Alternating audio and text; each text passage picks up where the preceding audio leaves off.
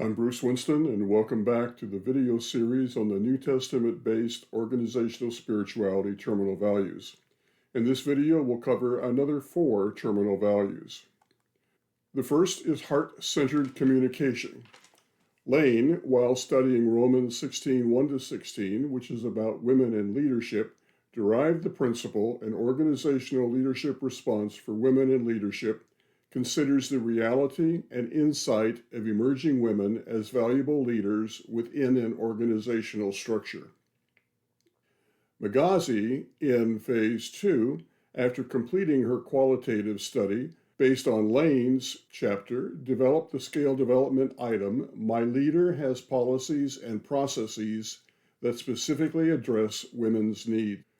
Dr. Gilbert and I, in Phase 3, values-coded the principle and scale development item as the terminal values of transparency, collaboration, and heart-centered communication.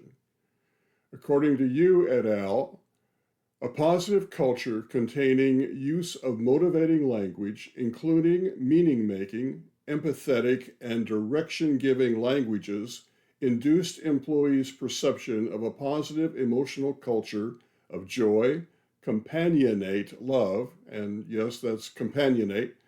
I questioned that myself when I first read this and looked it up, and companionate is based on companion, in which the relationship between two people is based on an agreement to and an acceptance of and a desire for equality between the two.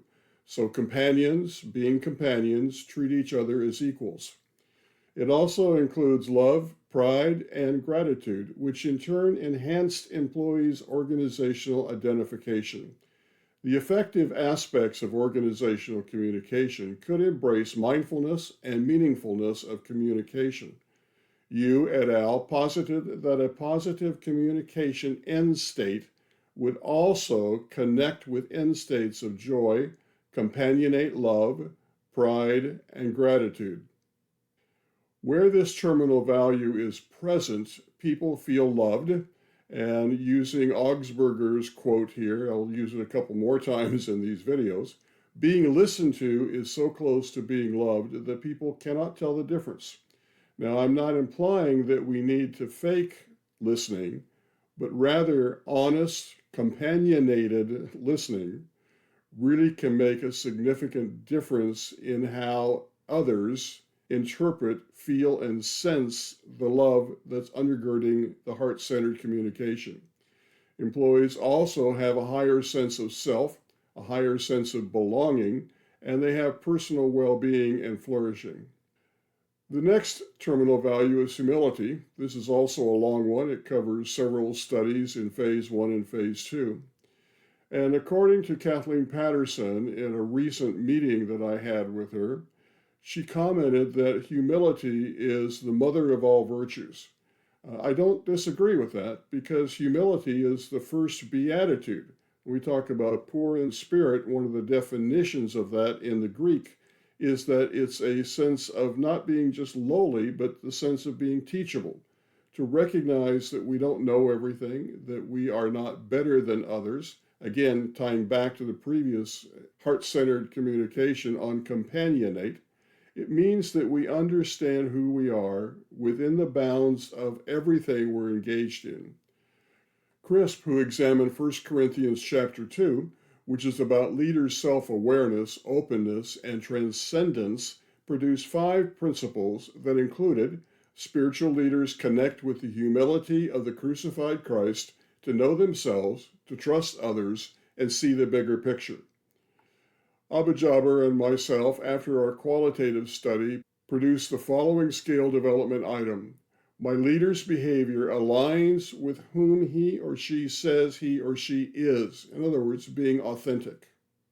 Gregory, in Phase 1, studying 1 Corinthians 9:19-27, which is about cross-cultural leadership, produced 7 principles that included cross-cultural leaders who desire to be effective leaders will demonstrate an honest humility, which is perceived as such by their subordinate in the way they approach their leadership responsibilities and practices. Hunt and Dobrik-Weiss in Phase 1 studied Ephesians 4, 1-16, which is about leaders believing and acting in a manner that aligns with their calling. They produced 4 principles that include organizational unity stems from members of the whole completing prescribed roles with an understanding of and dedication to the functioning of the whole. Spiritual organizational leaders empower organizational members by modeling the call to serve in meaningful work, how to serve well, and dedication to serving others. Soji Schaeffner in Phase 2 compressed and condensed Gregory's as well as Hunt Dobrik-Weiss's principles into 7 principles that included leaders demonstrate humility. Soji Schaeffner, after her qualitative study, produced the following scale development item: my leader demonstrates humility and acceptance. Continuing on with Phase 1, Bell et al., studying 1 Peter 5, which is about resistance to change, produced 6 principles that include create willingness for change in followers through voluntarily leading with vision. Leader support and guidance as a shepherd of followers solidifies confidence in change. Abujaber, after his qualitative study, produced the following scale development item: my leader is always willing to lend a helping hand, even trivial tasks when needed. Dr. Gilbert and myself values coded the principles and scale development items of everything that I presented up to this point in this particular terminal value, and we created the terminal value of humility. According to Van Dongeren et al., humility is a person's ability to have an accurate view of themselves, including one's limitations, strengths, weaknesses, and an orientation to the needs of others. I also feel that humility is a state of being teachable and willing to listen to others' insights and ideas. When this terminal value of humility is present in organizations, people trust managers and fellow employees. They also have a higher sense of person-supervisor fit. An example comes from a study I mentioned before and may well mention a few more times in these videos. In a qualitative study that Dr. Gilbert and I did, we interacted with 12 employees who worked with both a manager who exhibited these positive terminal values and a manager who did not exhibit these positive terminal values. When the manager displayed humility, the employees felt like the manager listened to them, received their suggestions, and appreciated their involvement. Again, I want to use Augsburger's quote, being listened to is so close to being loved that most people don't know the difference. And here again, I want to emphasize this is not implied that the manager should fake listening, but should intentionally listen with the desire to understand. The next value is inclusion. Miner studied John 20:19-29, and produced 9 principles that included spiritual leaders are welcoming. Pastorian Henson in Phase 1 studied 1 John 1:1-10, and produced 8 principles that included through vision and altruistic love, spiritual leaders create a sense of belonging and appreciation among followers. Spiritual leaders practice altruistic love that positively influence organizational commitment. Miner also participated in Phase 2, and he and I, after conducting a qualitative study, developed the following scale development item: my leader creates a culture of inclusion for all employees. Dr. Gilbert and I, in Phase 3, values coded the principles and scale development items and created 4 terminal values: belonging, inclusion, voice, and empowerment. Bricks et al. Said that developing a deeper understanding and framework for the practice of inclusion allows us to move from performative diversity, which is focused on quotas and statistics as a measure of diversity, to cognitive diversity, which centers on giving space to diverse opinions and perspectives. Where this terminal value is achieved, people sense being valued beyond just acceptance. For example, something that I read in a book on wisdom of crowds so many years ago, a transmission company suffered expense and loss of service when ice accumulated on its power transmission wires. Employees were called together as a wisdom of crowds idea generation event. One of the employees described the extensive ground vibrations she experienced during her time as an Army nurse at a field hospital when medevac helicopters arrived. She suggested testing if large, powerful helicopters flying above and along the power lines might be able to vibrate the ice off. In fact, they tried that and it worked. This required humility for the managers to understand that others may have more insights, even if at first the others lack presumed experience in the organization's industry. The next terminal value is love. This is also a long one, and this is one that I expected to be at the center of all of the terminal values.